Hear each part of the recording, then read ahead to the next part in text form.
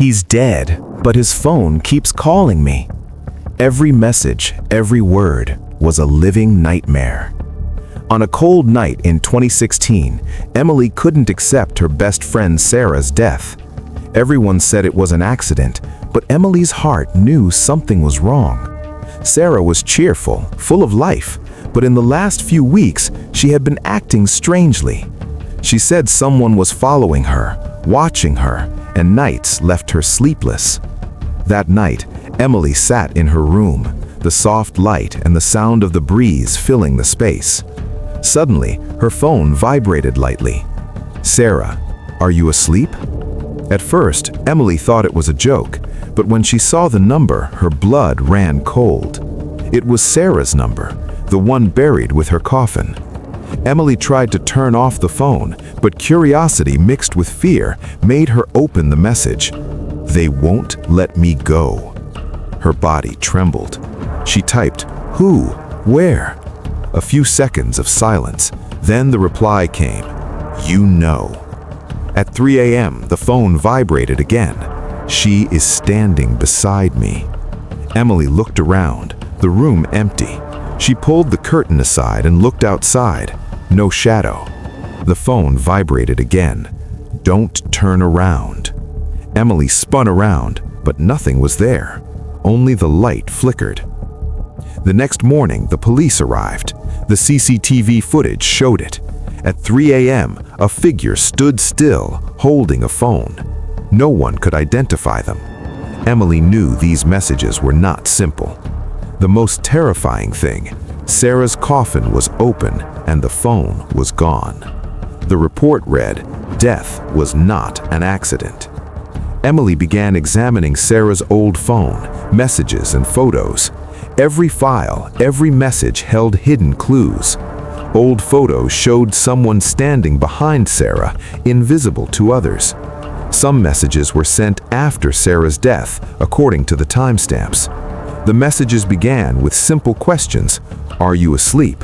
Then slowly escalated into threats, eventually saying, "She is standing beside you." Emily couldn't tell if it was real or some cyber hacking, but the phone's location was confirmed. It was inside the coffin.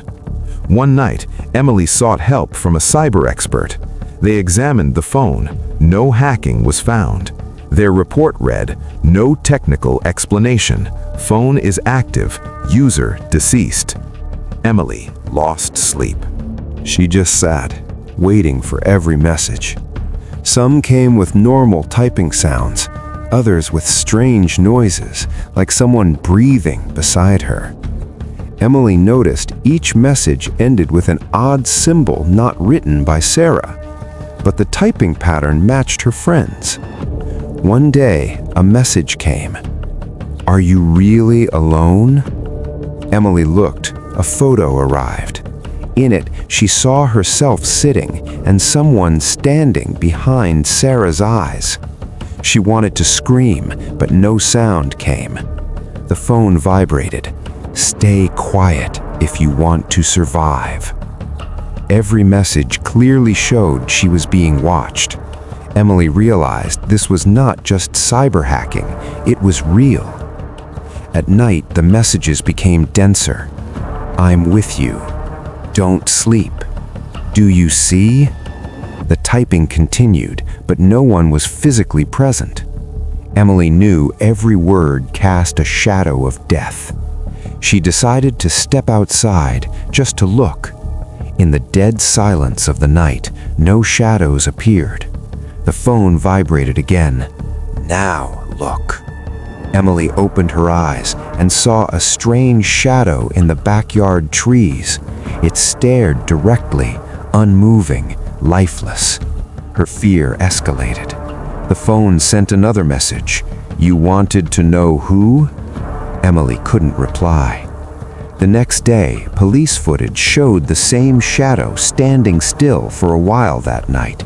No one could identify it. Sarah's coffin remained open, the phone missing. The report stated, "Death was not an accident." Emily realized Sarah knew she was being watched before she died. The messages still arrived. every word, every typing, a living terror. Emily knew someone or something was still observing her. In the dead silence of the night, the phone vibrated again. "I'm still here." Emily shivered.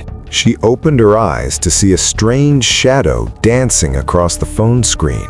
Its form was not human, but its hands looked human. The phone sent another message: "Stay quiet if you want to survive." Emily realized she was not alone. Every message, every word still threatening her. She knew Sarah's death was just the beginning. Now her life was controlled through the phone. The messages grew more vile, more personal every day. "Where are you? Do you see me? I know your fear." Emily could no longer sleep.